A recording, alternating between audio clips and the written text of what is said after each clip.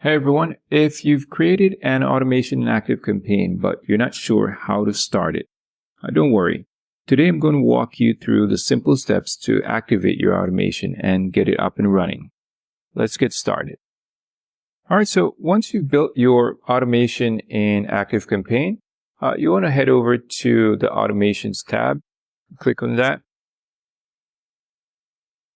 and then find the automation that you want to activate, and then click on that too.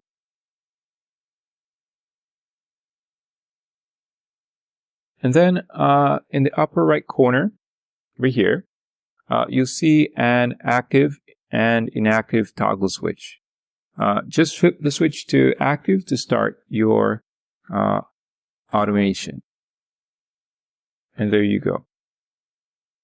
Now your automation is live and will start running based on the trigger, contact subscribes to any list that you set. And you can monitor its progress by checking the Automations tab to see how many contacts are moving through each step.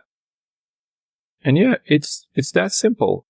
Your automation is now running and ready to handle tasks like this one, sending emails, also tagging contacts, or waiting for specific actions.